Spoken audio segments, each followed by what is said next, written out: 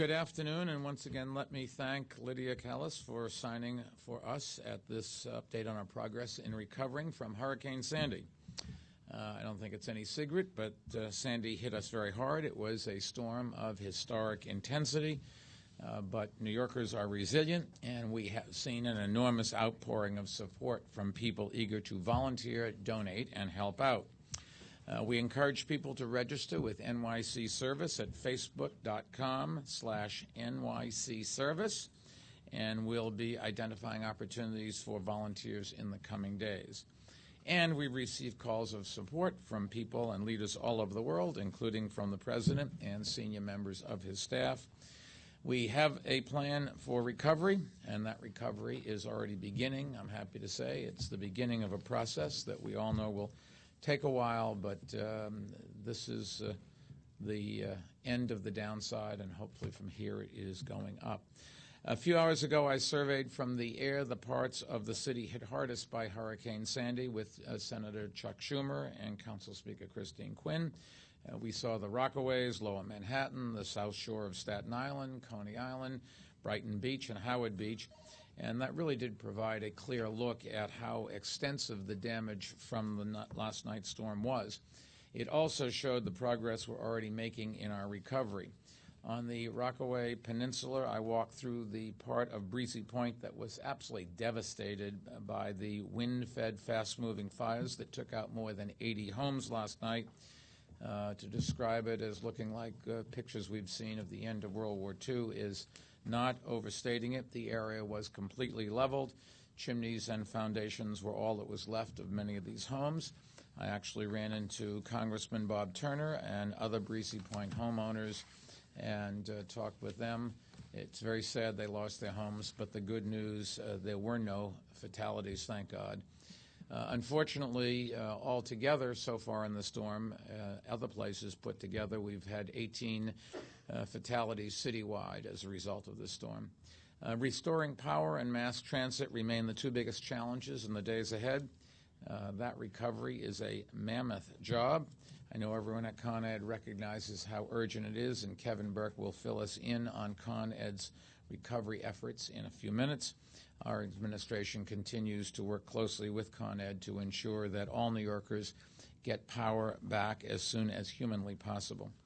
As to mass transit, Transportation Commissioner Jeanette Sedekhan has been working on a plan with the MTA to provide limited bus service starting this evening and into tomorrow morning's commute. On routes that are operational, buses began running on a Saturday schedule with free fares as of 5 p.m. tonight.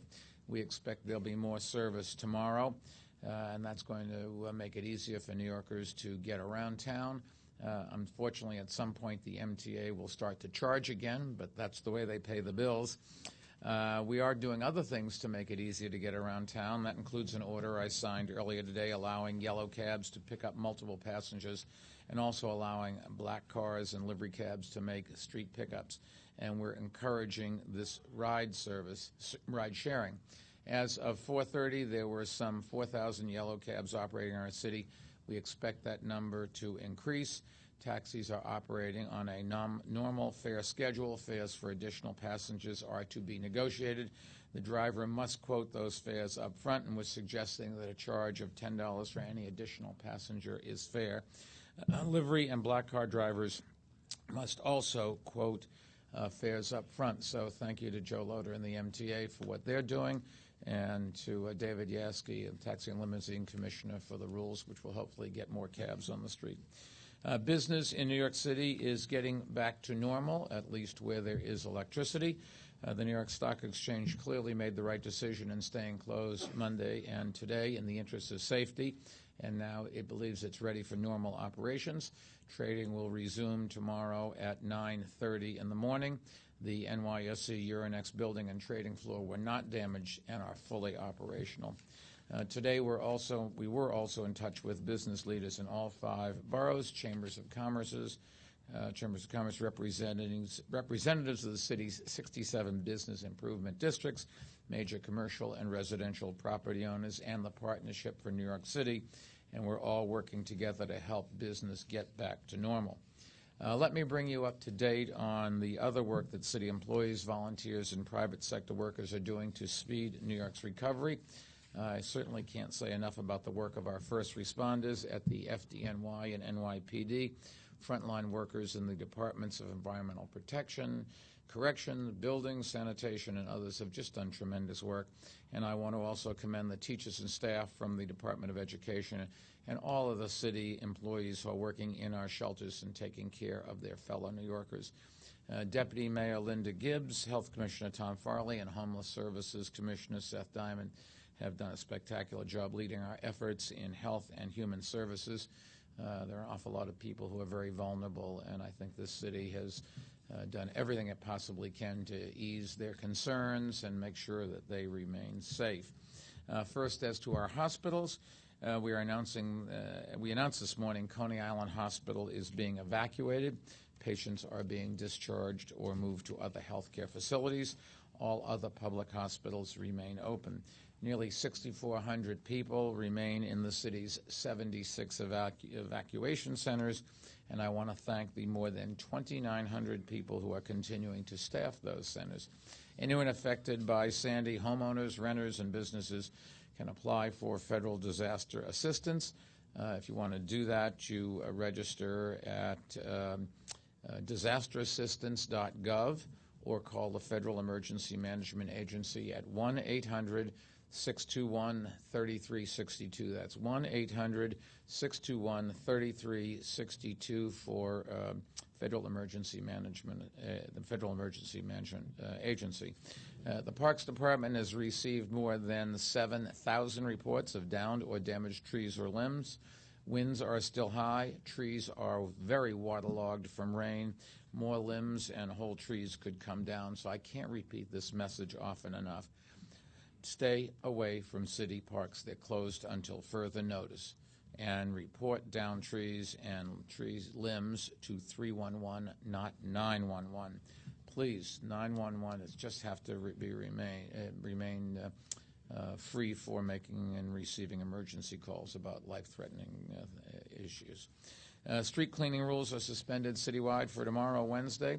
City sanitation crews will begin to resume curbside refuse pickup this evening, as well as continue removing storm-blown debris from our streets.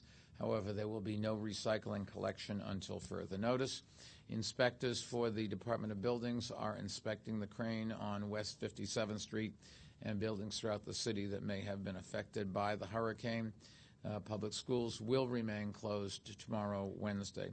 Conditions permitting, some senior centers may be open tomorrow. Otherwise, you should expect that they will be open on Thursday.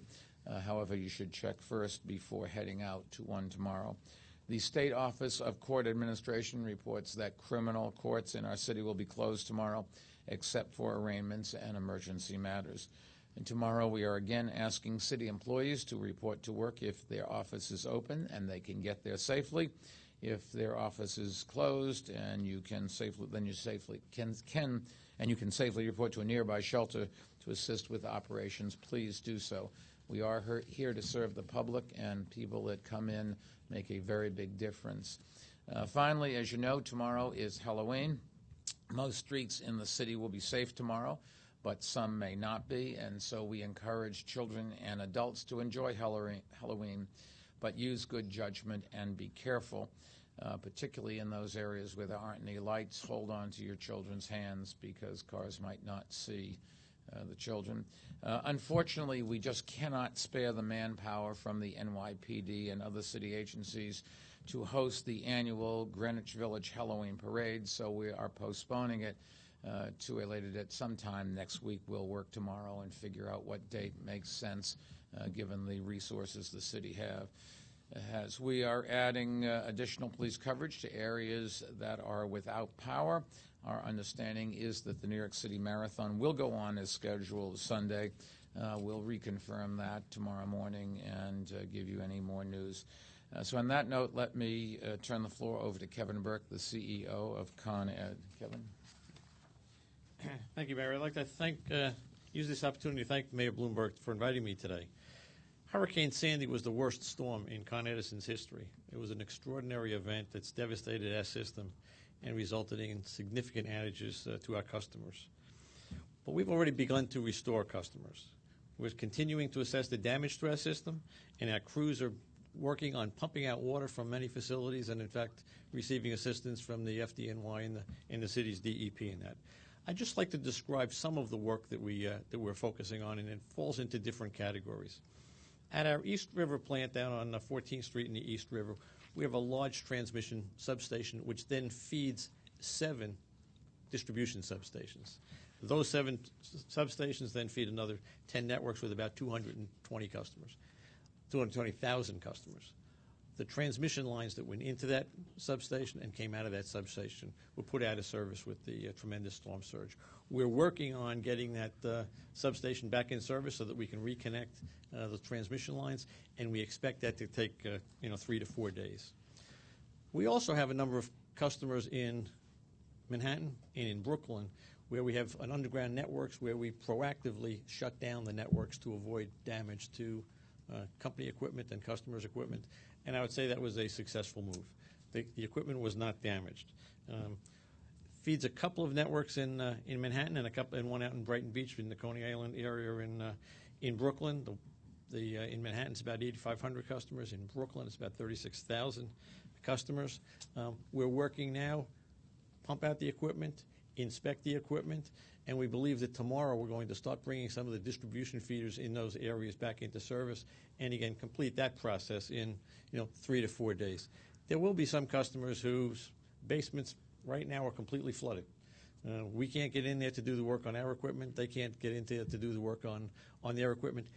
We'll coordinate with those customers, and that work will continue. So we'll have to see how long that takes. With respect to our steam system, with the surge, we lost most of the generation of steam from our generating plants for the steam system. So right now, the steam system is active in Manhattan down to 42nd Street.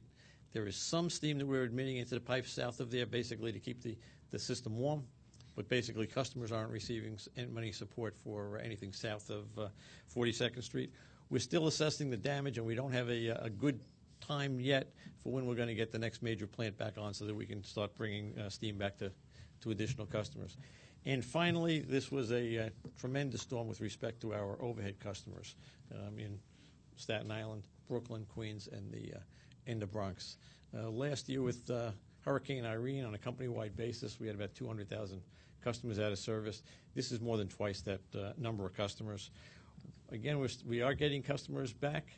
We had 3 substations in Staten Island that were out of service this morning. We've brought those substations back into service, energized some of the distribution lines. So some of those customers, if there's damage beyond a certain point, we have to repair those damage. We have hundreds of people in from other companies helping us. We're getting another 260 people in tomorrow from as far away as California and North Carolina, and his work in other areas in the country is resolved. More crews will be freed up and be able to come to New York and to continue to help us. And with that, that's pretty much the status of the electric and steam system. Thank you. Kevin, thank you. The bottom line is that service in some places will come on the next day or so, but you should not expect the vast bulk of those people that do not have service today to get service much before the weekend's a fair estimate. And Con Ed's doing the best they can. They've got to work with what they have in terms of the underground facilities they have to work in and the complexity of this network, and they've got to do it safely. Before we take questions, let me just summarize for our Spanish-speaking audience. Nuestra ciudad está empezado a recuperar del daño de la tormenta Sandy. El servicio de camiones ha empezado en algunas líneas y será gratis por los viajes de mañana. And with that, we will take questions, sir. Mr. Mayor, have the President or Governor Romney expressed any desire to come to the city and inspect the damage or come to the recovery? I talked to the President today, and I talked to his Chief of Staff today, particularly about a trip here. What I pointed out to him is that we'd love to have him, but we've got lots of things to do. I'm not trying to diss him, but I know he had planned a trip to New Jersey, and I said, that's fine. It represents the whole region. People understand the storm, and he doesn't have to.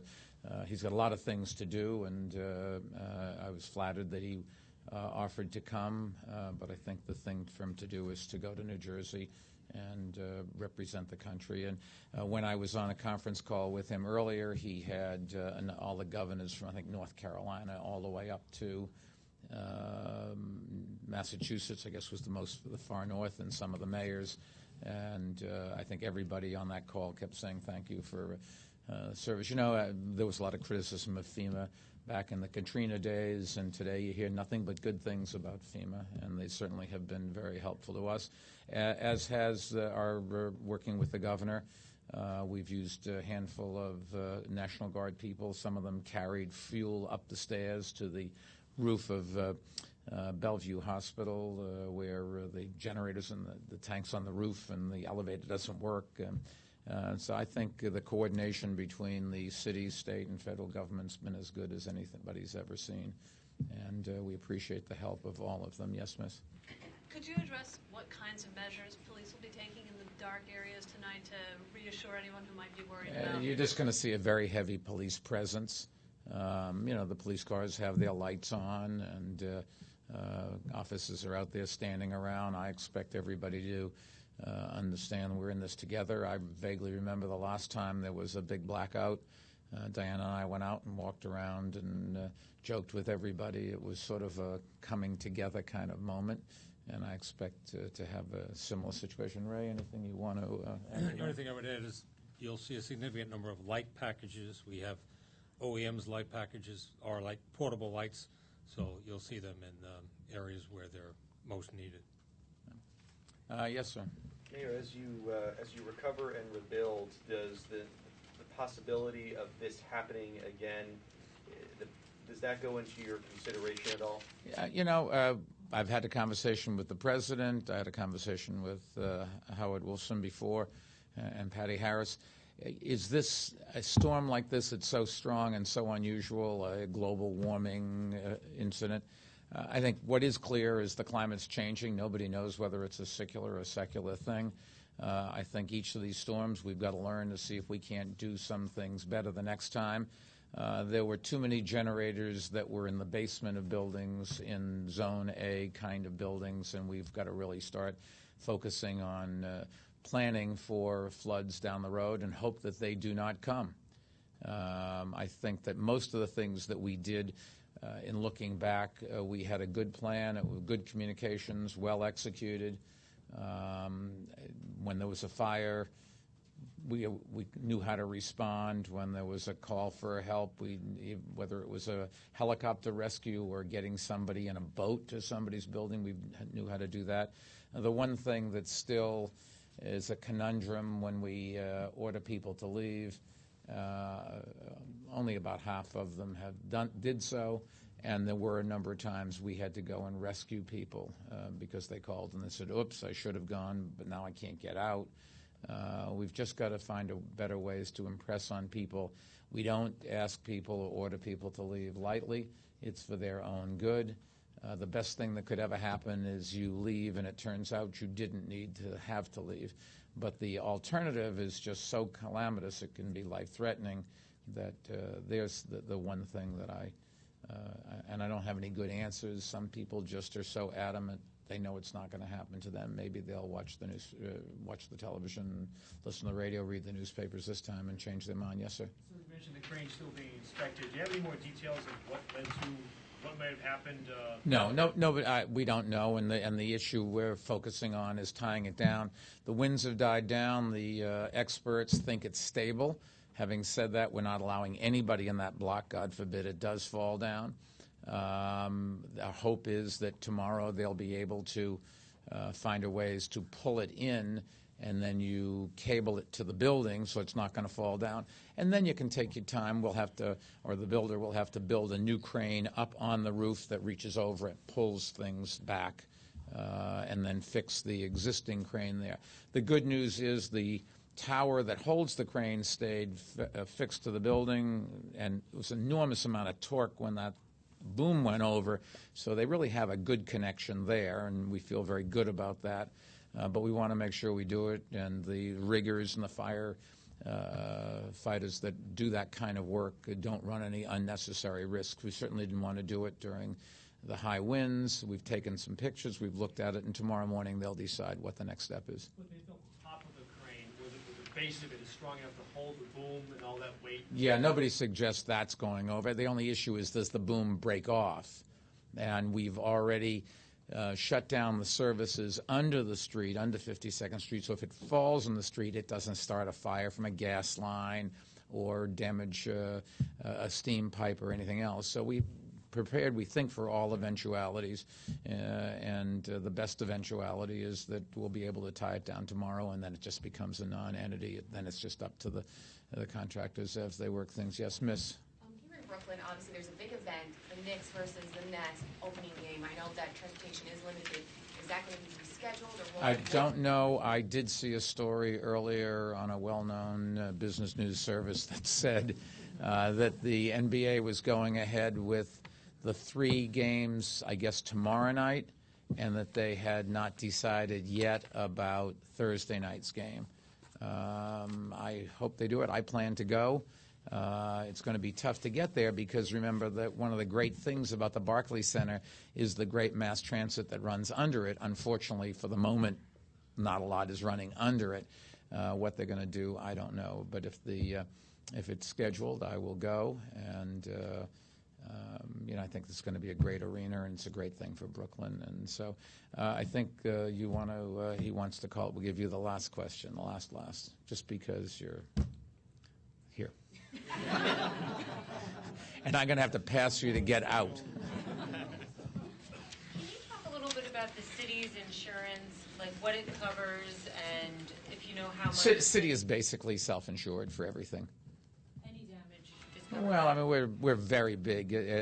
No organization our size, I think, would farm out their insurance. You self-insure, because all you'd be doing is you'd buy the same insurance from somebody else, but then have to pay a profit on it.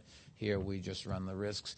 And in the grand scheme of things, from the city's point of view, these are things that we expect to have, the one-off events. We have one-off events all the time.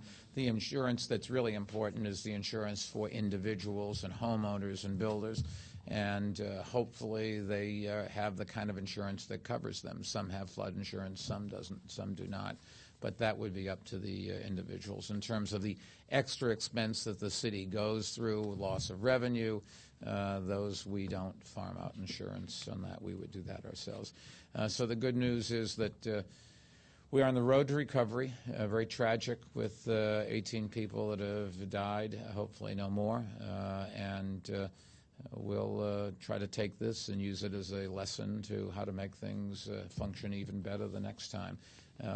Depending on what we have to say tomorrow, we'll have another briefing or put out a statement if it's nothing really new. But once again, it's still dangerous. Don't go into the parks. Don't go outside the parks under trees. The mandatory evacuation for Zone A remains in effect. We've not had a chance to have our buildings department check every building, and we're working on that. And for those of you that have loved ones in the 45-odd seniors' homes and nursing homes, we're making sure they're taken care of, and those people in the hospitals as well. Thank you very much.